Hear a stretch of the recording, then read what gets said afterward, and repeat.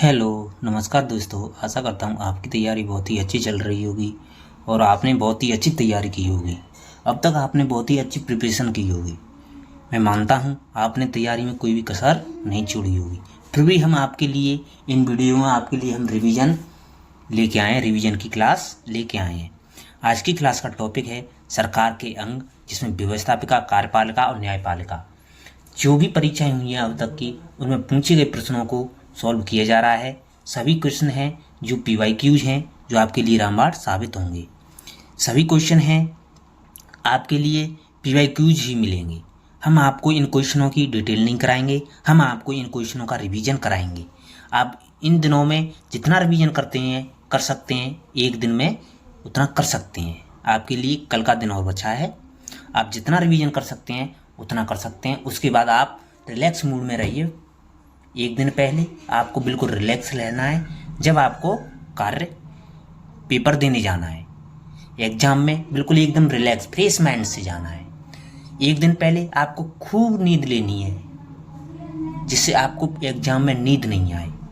आपको कोई भी टेंशन लेने की नहीं ज़रूरत है। आपको अच्छी प्रिपरेशन की यही धारणा करते हुए एग्जाम को करना है कि हम अच्छा करेंगे। तो इस क्लास को शुरू करते हैं। इस क्लास का पहला प्रश्न आपकी स्क्रीन पर है।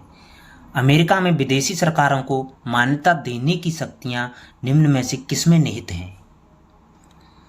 अमेरिका में विदेशी सरकारों को मान्यता देने की शक्तियां होती हैं, वो राष्ट्रपति में निहित होती हैं। तो ऑप्शन सी आपका सही जवाब हो जाएगा। हम इनकी डिटेल नहीं कराएंगे। अगर आपको डिटेल से पढ़ना है तो आपको हमारे टेलीग्राम चैनल पर जाना है। इन क्वेश्चनों की आपको डिटेल मिल जाएगी, PDF मिल जाएगी पूरी। इन क्वेश्चनों की PDF मिल जाएगी आपको टेलीग्राम चैनल पर। अगर टेलीग्राम चैनल ज्वाइन करना है तो आपको वीडियो डिस्क्रिप्शन में जाना है, टेलीग्राम चैनल की लिंक पर क्लिक करना है, टेलीग्राम चैनल को ज्वाइन कर सकते हैं। इसमें आपका सही जवाब हो जाएगा ऑप्शन सी। अगला सवाल है आपका, किस देश की कार्यपालिका व्यवस्थापिका के प्रति उत्तरदायी नहीं होती है? तो अमेरिका की कार्यपालिका है वो व्यवस्थापिका के प्रति उत्तरदायी नहीं होती है। ऑप्शन बी आपका सही जवाब हो जाएगा। यह उत्तराखंड स्कूल लेक्चरर की परीक्षा हुई थी 2020 में, उसमें आया था। सभी क्वेश्चन है PYQs है। प्लीज़ दोस्तों वीडियो को लाइक करना ना भूलें। प्लीज़ वीडियो को लाइक जरूर करें। आपका अगला सवाल है, किस देश में न्यायाधीशों को व्यवस्थापिका द्वारा चुना जाता है? स्विट्जरलैंड में न्यायाधीशों को व्यवस्थापिका द्वारा चुना जाता है। ऑप्शन सी आपका सही जवाब हो जाएगा। अगला सवाल है आपका, किसने यह टिप्पणी की कि यदि द्वितीय सदन प्रथम सदन से सहमत होता है तो यह अनावश्यक है, यदि यह असहमत होता है तो वह घातक है? तो ये कथन कहा था वो अमित शेष ने कहा था। ऑप्शन ए आपका सही जवाब हो जाएगा। अगला सवाल है आपका, प्रशासनिक न्यायालय का विकास निम्न में से किस देश में सर्वप्रथम हुआ था? तो प्रशासनिक न्यायालय का सर्वप्रथम विकास हुआ था वो फ्रांस में हुआ था। ऑप्शन सी आपका सही जवाब हो जाएगा। आपका अगला सवाल है, निम्नलिखित में से किस विचारक ने लैटिन अमेरिकी राष्ट्रपतियों के लिए राष्ट्रपति के नाम के साथ निर्वाचित राजा शब्दावली का प्रयोग किया था? तो राष्ट्रपति के साथ निर्वाचित राजा शब्दावली का प्रयोग किया था वो बोलीवर ने किया था, सिमोन बोलीवर ने। ऑप्शन ए आपका सही जवाब हो जाएगा। ये क्वेश्चन आपके RPSC असिस्टेंट प्रोफेसर 2020 में पूछा गया था फर्स्ट शिफ्ट में। अगला सवाल है आपका, मुख्य कार्यपालिका के व्यवस्थापिकाओं की भांति बहुत प्रकार होते हैं किंतु सरकार पर उसका नियंत्रण बहुत कम हो गया है। किसने कहा था? यह कथन AH ब्राउन ने कहा था। ऑप्शन सी आपका सही जवाब हो जाएगा। अगला सवाल है आपका, निम्नलिखित में से क्या फ्रांसीसी लोकतंत्र की विशेषता नहीं है? पूछा गया है फ्रांसीसी लोकतंत्र की विशेषता नहीं है। द्वितीय मत प्रणाली पाई जाती है, अध्यक्षात्मक प्रणाली फ्रांस में पाई जाती है, द्वि सदनात्मक संसद फ्रांस में पाई जाती है, लेकिन संघवाद नहीं पाया जाता है फ्रांस में। ऑप्शन डी आपका सही जवाब हो जाएगा। अगला सवाल है आपका, निम्नलिखित में से किस देश में न्यायिक पुनरीक्षण का प्रावधान नहीं है? न्यायिक पुनरीक्षण का प्रावधान नहीं है वो यूनाइटेड किंगडम में नहीं है, यूनाइटेड किंगडम में नहीं है, UK में न्यायिक पुनरीक्षण का प्रावधान नहीं है। ऑप्शन सी आपका सही जवाब हो जाएगा। अगला सवाल है आपका, कथन और कारण दे रखे हैं दोस्तों। आपका कथन दे रखा है 20वीं सदी में विधायिकाओं के पतन के रूप में संसदीय शक्ति में प्रभावी कमी देखी गई है। बिल्कुल सही है दोस्तों कथन ये। कारण दे रखा है अधिकांश विधायिकाओं बातों की दुकान में बदल गई है जो रबर स्टैंप की तरह काम करती है। व्याख्या भी सही करा है, ये भी सही है, व्याख्या भी सही करा है, तो ए आर दोनों सत्य हैं, आर ए की सही व्याख्या भी करता है। ऑप्शन ए आपका सही जवाब हो जाएगा। अगला सवाल है आपका निम्नलिखित पर विचार कीजिए। पॉकेट वीटो विचार करना है दोस्तों। और निम्नलिखित में से किस संवैधानिक प्रणाली के भाग हैं? कौन सी संवैधानिक प्रणाली के भाग हैं ये विचार करना है दोस्तों। पॉकेट वीटो, संघीय विधायिका को राष्ट्रपति का संदेश, गुट प्रणाली, कोष्ठ पद्धति, पिजियन हॉल एक विधेयक है। तो यह भारत की राजनीतिक प्रणाली के संबंधित हैं। ऑप्शन ए आपका सही जवाब। नहीं, भारत की प्रणाली के नहीं है ये, सॉरी दोस्तों, ये अमेरिका की राजनीतिक प्रणाली के भाग हैं। ऑप्शन बी आपका सही जवाब होगा। अगला सवाल है आपका सूची ए को सूची सेकंड से मिलान करना है दोस्तों। कौन सी प्रणाली किस में पाई जाती है? फ्रांस है, फ्रांस में 2 प्रकार के न्यायालय पाए जाते हैं और ए में हो जाएगा 3। यूके है, यूके में सर्वसत्ताधारी संसद पाई जाती है, 2 का 4, बी का 4। यूएसए में न्यायिक समीक्षा पाई जाती है, सी का 1। भारत में विधि द्वारा स्थापित क्रिया विधि पाई जाती है। तो आपका सही जवाब हो जाएगा 3, 4, 1, 2। अब 3, 4, 1, 2 आपके कौन से ऑप्शन में? 3, 4, 1, 2 आपके ऑप्शन ए में, तो ऑप्शन ए आपका सही जवाब हो जाएगा। अगला सवाल है आपका निम्नांकित में से कौन the spirit of the laws का लेखक है? The spirit of the laws Montesquieu ने लिखी थी। ऑप्शन ए आपका सही जवाब हो जाएगा। अगला सवाल है आपका सत्ता के ऊपर सत्ता की मर्यादा होनी चाहिए, यह सिद्धांत किसकी आस्था थी? सॉरी दोस्तों, सत्ता के ऊपर सत्ता की मर्यादा होनी चाहिए मॉन्टेस्क्यू ने कहा था। ऑप्शन बी आपका सही जवाब हो जाएगा। अगला सवाल है आपका यह किसका कथन है कि द्विसदनात्मक विधायिका ऐसी संसद है जो अपने ही विरुद्ध विभाजित होती है? यह कथन गार्नर ने कहा था। ऑप्शन ए बी आपका सही जवाब हो जाएगा। अगला सवाल है रॉबर्ट पेकेनहैम ने अफ्रीकी, एशियाई तथा लैटिन अमेरिकी देशों की असेंबलियों की महत्वपूर्ण भूमिकाओं की रूपरेखा प्रस्तुत की है। वे भूमिकाएं कौन कौन सी हैं?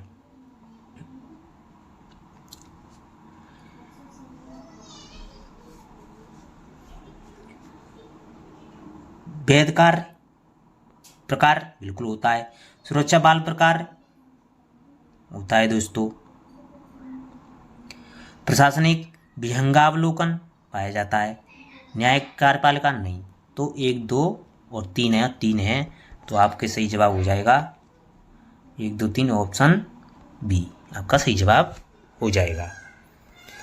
जिन भाइयों ने अभी तक हमारी वीडियो को लाइक नहीं किया है उनसे प्लीज रिक्वेस्ट है वीडियो को लाइक जरूर करें। अगला सवाल दे रखा है आपका विधायिकाओं बहस के लिए मंच हैं और वे जिस विविध दृष्टिकोण को अपनाती हैं उस पर विचार किया जाता है। विधायिकाएं बहस के लिए मंच हैं और वे जिस विविध दृष्टिकोण को अपनाती हैं उस पर विचार किया जाता है। बिल्कुल सही है दोस्तों।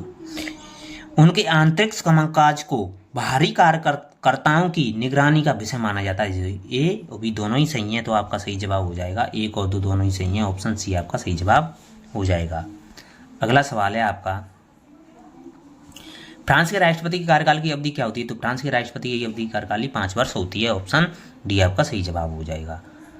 विश्व की सर्वाधिक शक्तिशाली विधायिका होती है वो ब्रिटिश संसद होती है। ऑप्शन डी आपका सही जवाब हो जाएगा। अगला सवाल है आपका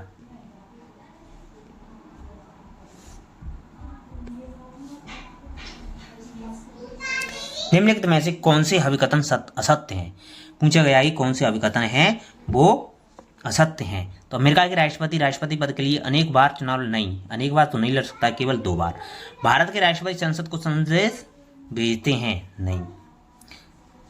राज्यसभा के 2/3 सदस्य हर 2 वर्ष में सेवानिवृत्त होते हैं, नहीं। अमेरिका में अवशिष्ट शक्तियां राज्य को निहित होती हैं, ये सही है। तो केवल 4 सही है, इसमें असत्य पूछा है तो 1 2 3 असत्य हैं, तो 1 2 3 असत्य हैं। आपके ऑप्शन कौन सा हो जाएगा? 1 2 3 वाला ऑप्शन बी आपका सही जवाब हो जाएगा। अगला सवाल है आपका, अमेरिकी राष्ट्रपति के बारे में निम्नलिखित में से कौन से कथन सही हैं? अमेरिकी राष्ट्रपति के बारे में कथन दे रखे हैं दोस्तों, देखना है कौन से कथन सही हैं। अमेरिकी राष्ट्रपति के लिए एक बार पुनर्निर्वाचित किया जा सकता है।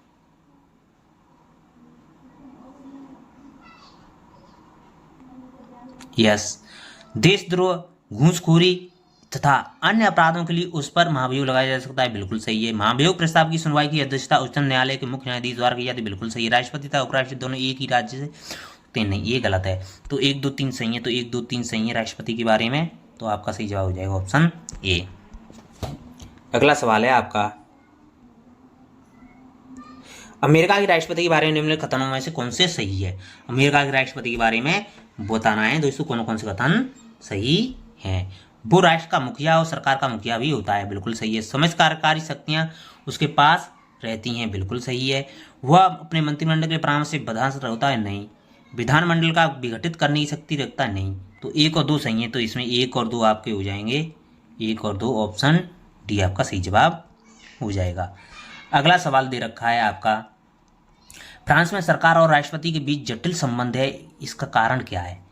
एक मिलीजुली राष्ट्रपति संसदीय प्रणाली की सरकार होती है, इसीलिए फ्रांस में सरकार और राष्ट्रपति के बीच जटिल संबंध पाया जाता है, ऑप्शन सी आपका सही जवाब हो जाएगा।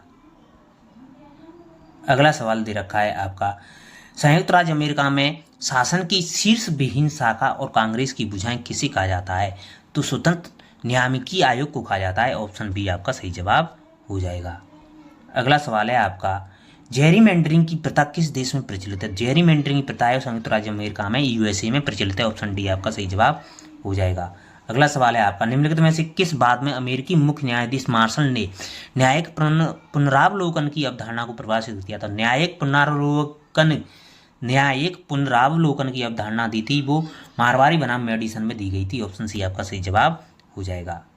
जिन भाइयों ने अभी तक हमारी वीडियो को लाइक नहीं किया है उनसे प्लीज रिक्वेस्ट है, वीडियो को लाइक जरूर करें। अगला सवाल है आपका, द्वितीय सदन की विद्यमानता स्वतंत्रता की गारंटी और कुछ सीमा तक अत्याचार के विरुद्ध सुरक्षा भी है, यह कथन गार्नर ने कहा था, ऑप्शन बी आपका सही जवाब हो जाएगा। अगला सवाल है आपका, अमेरिका के राष्ट्रपति चुनाव में यदि कोई भी प्रत्याशी आवश्यक बहुमत प्राप्त नहीं करता है तब इसे निर्णय के लिए निर्देशित किया जाता है, प्रतिनिधि सभा के द्वारा किया जाता है निर्देशित, ऑप्शन सी आपका सही जवाब हो जाएगा। अगला सवाल है आपका, अमेरिका की प्रतिनिधि सभा के सदस्यों की संख्या कितनी है? 435 है, ऑप्शन सी आपका सही जवाब हो जाएगा।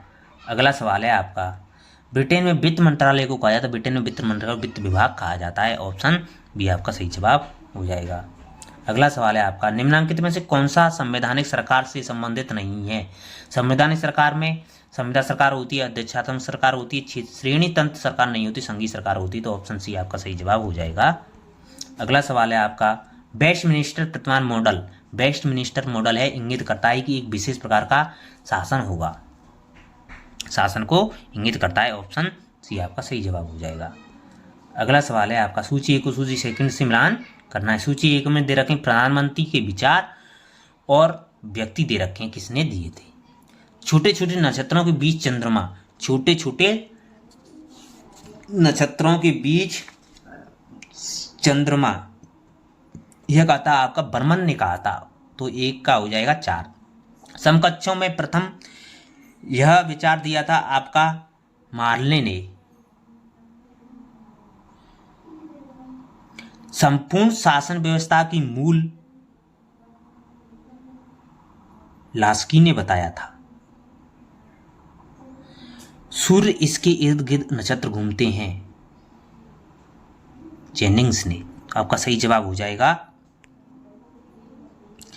4 3 2 1, 4 3 2 1, ऑप्शन डी आपका सही जवाब हो जाएगा। अगला सवाल है आपका, निम्नलिखित संघात्मक राज्यों में किसमें संघातरित इकाइयों को संघीय विधायिका के उच्च सदन में समान प्रतिनिधित्व नहीं दिया जाता है? तो समान प्रतिनिधित्व नहीं दिया जाता है, वो भारत में नहीं दिया जाता है, ऑप्शन बी आपका सही जवाब हो जाएगा। आपका अगला सवाल है, निम्नलिखित में से किस देश में विधि का शासन नहीं पाया जाता है? तो विदेशी का शासन नहीं पाया जाता है वो फ्रांस में नहीं पाया जाता है। ऑप्शन बी आपका सही जवाब हो जाएगा। अगला सवाल है, ब्रिटेन का प्रधानमंत्री होता है वो नियुक्त होता है, चयनित नहीं होता है, मनोनीत नहीं होता है, निर्वाचित नहीं होता है, केवल नियुक्त होता है। ऑप्शन डी आपका सही जवाब हो जाएगा। अगला सवाल है आपका, विश्व में सबसे पुराना द्वितीय सदन है वो लॉर्ड सभा है, इंग्लैंड की लॉर्ड सभा है। ऑप्शन बी आपका सही जवाब हो जाएगा। अगला सवाल है आपका, निम्न में से विश्व का सबसे शक्तिशाली द्वितीय सदन है वो अमेरिका का सीनेट है। ऑप्शन ए आपका सही जवाब हो जाएगा। अगला सवाल है आपका, निम्नलिखित में से कौन संसदों की जननी कहलाता है? संसदों की जननी ब्रिटेन की संसद कहलाती है। ऑप्शन सी आपका सही जवाब हो जाएगा। अगला सवाल है, द्वितीय सदन के सदस्यों का चुनाव किस देश में इकाई के लोगों के द्वारा होता है? भारत में नहीं होता है, स्विट्जरलैंड में नहीं होता है, यूके में नहीं होता है, यूएसए में होता है। ऑप्शन बी आपका सही जवाब हो जाएगा। अगला सवाल है आपका, कथन और कारण में से देखना है दोस्तों, कूट में से कथन और कारण नीचे दे रखे हैं। पहले आपका कथन दे रखा है, राष्ट्रपति शासन केवल संयुक्त राज्य अमेरिका में सफल है। बिल्कुल सही है दोस्तों। और संयुक्त राज्य अमेरिका एकमात्र राज्य है जहां लघु विरोधाभास राष्ट्रपति व्यवस्था की सफलता को सुनिश्चित करती है। बिल्कुल सही है। और व्याख्या भी सही कर रहा है, तो ए आर दोनों सत्य हैं, और व्याख्या भी सही करता है, तो आपका सही जवाब हो जाएगा ऑप्शन ए। आपका अगला सवाल है, नंबर 1 और नंबर 2, 3 या 4 की हैसियत की कोई तुलना नहीं की जा सकती है। ब्रिटिश प्रधानमंत्री के बारे में किसका कथन है? यह विंस्टन चर्चिल ने कहा था। विंस्टन चर्चिल ने कहा था कि नंबर 1, नंबर 2, 3 या 4 की हैसियत की कोई तुलना नहीं की जा सकती है। विंस्टन चर्चिल ने कहा था। ऑप्शन डी आपका सही जवाब हो जाएगा। अगला सवाल है आपका, निम्नलिखित में से कौन सी शासन प्रणाली शक्ति पृथक्करण के सिद्धांत की उपज एवं अधिकारी समझी जाती है, उत्तराधिकारी समझी जाती है? तो वो अमेरिका है। ऑप्शन बी आपका सही जवाब हो जाएगा। अगला सवाल है आपका, सूची 1 को सूची सेकंड से मिलान करना है। सूची 1 में देखते हैं, दोनों सदनों की समान शक्तियां होती हैं। दोनों सदनों की समान शक्तियां वो आपकी स्विट्जरलैंड में पाई जाती हैं। कहाँ पाई जाती हैं? स्विट्जरलैंड में। ये यहाँ था, इधर आ गया दोस्तों, स्विट्जरलैंड, स्विस। तो ए का हो जाएगा 4, ए का क्या हो जाएगा? 4 हो जाएगा। उच्च सदन निम्न सदन की अपेक्षा अधिक शक्ति संपन्न होता है, यह अमेरिका में पाया जाता है। बी का हो जाएगा 1। निम्न सदन उच्च सदन की तुलना में अधिक शक्तिशाली होता है, यह आपका भारत में पाया जाता है। तो सी का हो जाएगा 2। नेशनल असेंबली सरकार गिरा सकती है, ये फ्रांस में हो जाएगा, 3 हो जाएगा। आपका सही जवाब हो जाएगा 4, 1, 2, 3। अब 4, 1, 2, 3 आपके दे रखें, 4, 1, 2, 3 आपके ऑप्शन ए में दे रखें। ऑप्शन ए आपका सही जवाब हो जाएगा। अगला सवाल है आपका, कथन और कारण दे रखे हैं दोस्तों। कथन दे रखा है, ब्रिटेन की संसद संप्रभु है। ब्रिटेन की संसद संप्रभु है। बिल्कुल सही है दोस्तों कथन तो। इंग्लैंड की महारानी नाम मात्र राज्य प्रमुख होती है। बिल्कुल सही है, लेकिन व्याख्या सही नहीं कर रहा है, तो यह दोनों सत्य हैं। आर ए की व्याख्या सही नहीं करता है। ऑप्शन बी आपका सही जवाब हो जाएगा। अगला सवाल है आपका, निम्नलिखित में से किन देशों में अवशिष्ट शक्तियां राज्य या इकाइयों पर निर्भर करती हैं? तो अवशिष्ट शक्तियां होती हैं वो संयुक्त राज्य अमेरिका, स्विट्जरलैंड और ऑस्ट्रेलिया में राज्यों या इकाइयों पर निर्भर करती हैं। तो इसमें हो जाएगा आपका ऑप्शन डी आपका सही जवाब। अगला सवाल है आपका, निम्नलिखित में से कौन संसदीय सरकार में प्रथम प्रधानमंत्री बना था? तो संसदीय सरकार में प्रथम प्रधानमंत्री बने थे वो वालपेल बने थे, रॉबर्ट वालपेल बने थे। ऑप्शन डी आपका सही जवाब हो जाएगा। अगला सवाल है, चीन में निम्न अंगों में से किसके पास वास्तविक सत्ता होती है? चीन में स्थायी समिति के पास वास्तविक सत्ता होती है। ऑप्शन सी आपका सही जवाब हो जाएगा।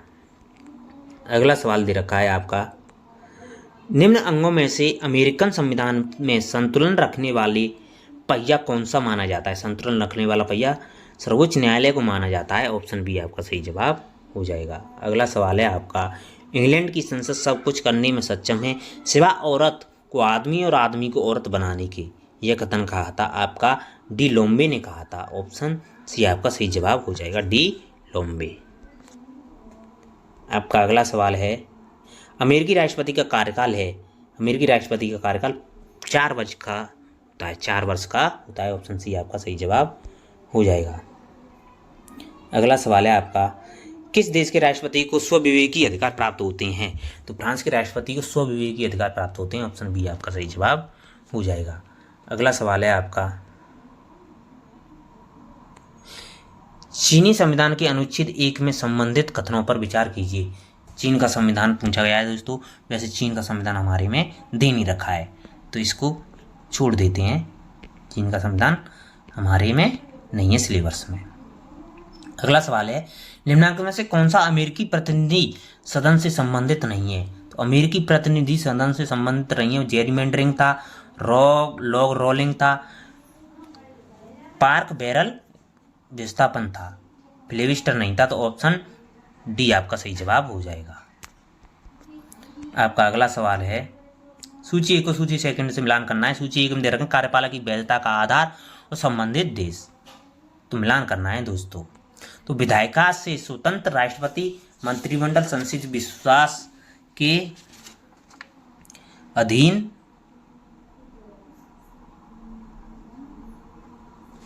होता है। तो इसमें सूची 1 को सूची 2 से मिलान करना है।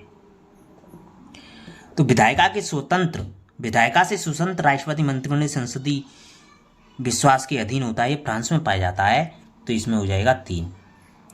राष्ट्रपति एवं मंत्रिमंडलीय संसदीय विश्वास के अधीन होता है, तो ये होता है आपका दक्षिण अमेरिका में, इसमें हो जाएगा 4। मंत्रिमंडलीय संसदीय विश्वास के अधीन होती है, यह यूनाइटेड किंगडम में, यूके में 1।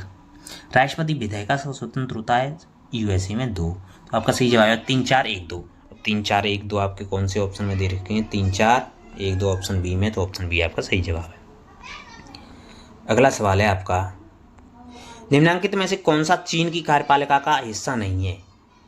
केंद्रीय सैनिक आयोग होता है, राज्य परिषद होती है, राष्ट्रपति होता है, राष्ट्रीय परिषद नहीं होती है। तो ऑप्शन डी आपका सही जवाब हो जाएगा। अगला सवाल है आपका, किस राष्ट्रीय विधायिका की स्थायी समिति राष्ट्रीय संसद के साथ राज्य प्रमुख एवं सर्वोच्च न्यायालय जैसी भी काम करती है? तो वो चीन की राष्ट्रीय जनवादी कांग्रेस करती है। ऑप्शन सी आपका सही जवाब हो जाएगा।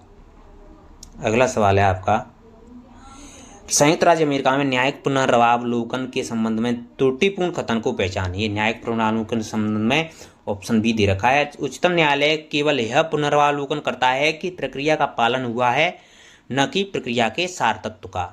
यही गलत है। अगला सवाल है आपका, कथन और कारण दे रखे हैं दोस्तों। यूनाइटेड किंगडम में संसद प्रभु है, बिल्कुल सही है। संसद की शक्ति का क्षेत्र और अभ्यास असीमित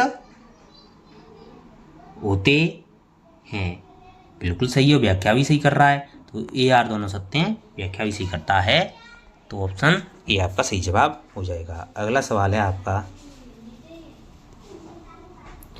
अध्यक्षात्मक व्यवस्था वाली सरकार में कैबिनेट के सदस्य किसके प्रति उत्तरदायी होते हैं? कैबिनेट राष्ट्रपति के प्रति उत्तरदायी होते हैं अध्यक्षात्मक शासन प्रणाली में। ऑप्शन ए आपका सही जवाब हो जाएगा।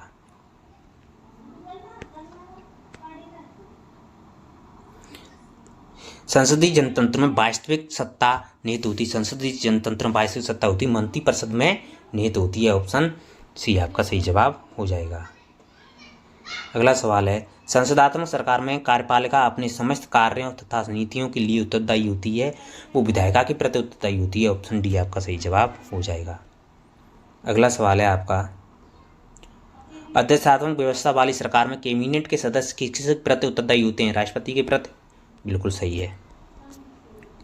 अगला सवाल है आपका, निम्नलिखित में से किस देश में अर्ध राष्ट्रपति प्रणाली पाई जाती है? अर्ध राष्ट्रपति प्रणाली पाई जाती है आपकी फ्रांस में। ऑप्शन डी आपका सही जवाब हो जाएगा।